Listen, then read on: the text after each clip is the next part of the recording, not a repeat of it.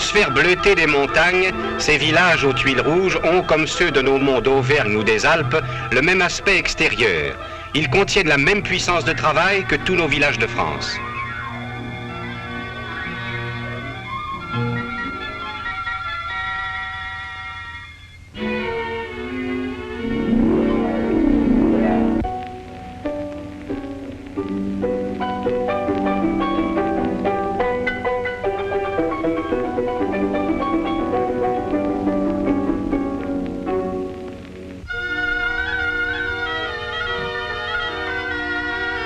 Et pourtant, il s'agit là d'un village d'Algérie en pleine montagne de Kabylie. Situés par la sagesse des ancêtres sur le faîte des collines, ces villages ont survécu à travers les siècles et c'est à l'abri de leurs murs qu'a pu se perpétuer l'artisanat individuel que les communes ont toujours respecté et encouragé. Voici un artisan orfèvre qui doit à la douceur du climat algérien la joie de travailler au grand air, assis sur la place centrale du village.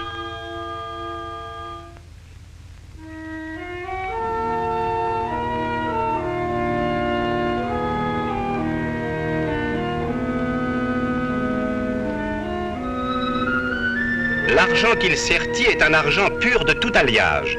Le temps et l'usage donnent aux bijoux la patine qui met en valeur le travail délicat de l'orfèvre.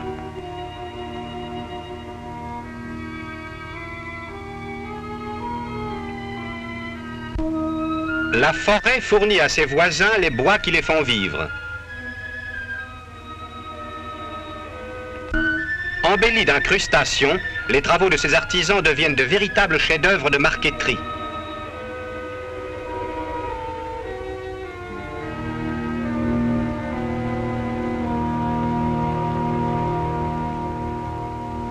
Cette enfant, active et charmante, s'affaire à donner le dernier fini aux objets créés par ses frères les vanniers.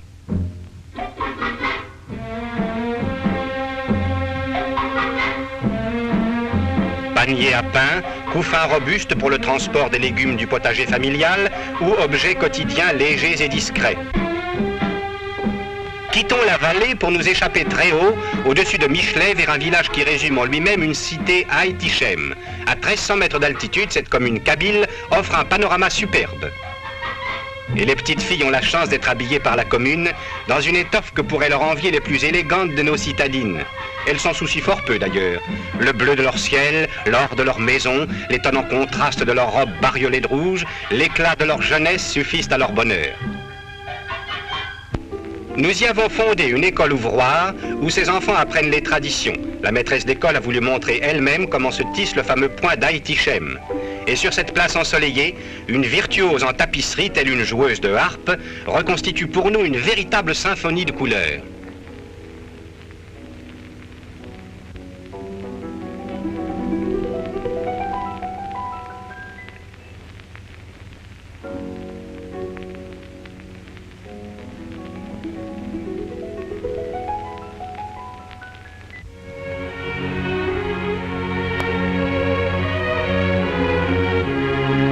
L'artisanat des tapis n'est pas exclusivement kabyle.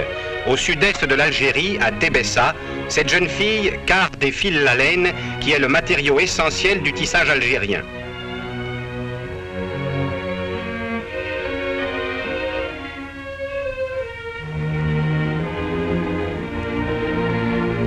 Plus à l'ouest, à Biskra, des religieuses s'occupent avec un égal succès d'une école ouvroire où les enfants apprennent à tisser les tapis.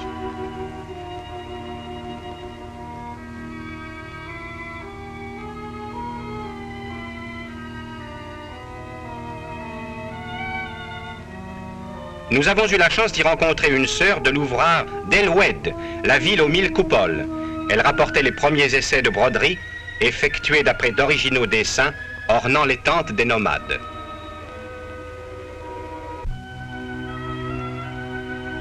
Aux gorges du Rumel, à Constantine, voici accroché à flanc de ravin le célèbre quartier des tanneurs.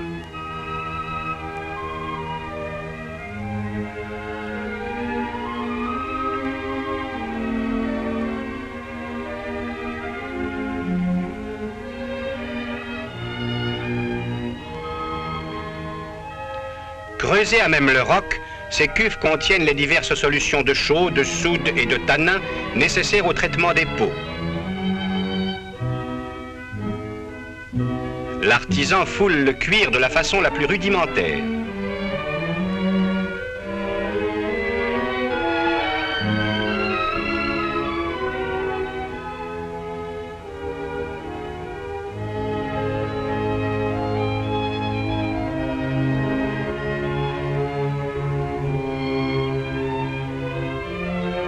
La peau égouttée, il l'assouplit. Travail long et pénible.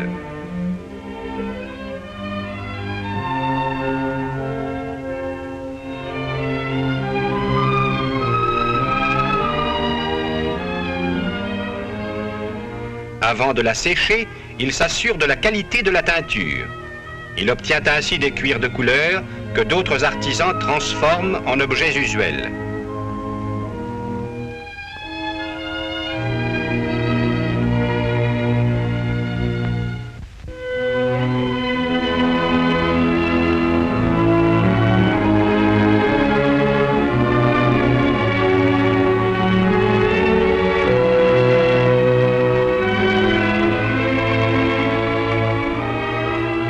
À Constantine, les femmes musulmanes ne sont pas voilées de blanc comme à Alger. Elles portent le haïk noir, ce qui leur donne un regard saisissant.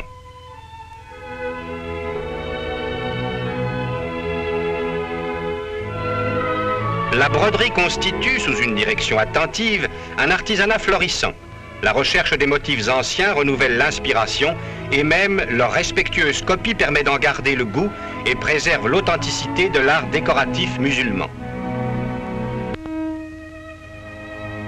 Cette belle jeune fille compose une broderie pour sa parure, mais, ainsi que tous les artisans, elle contribue à embellir la vie de ceux qui l'entourent.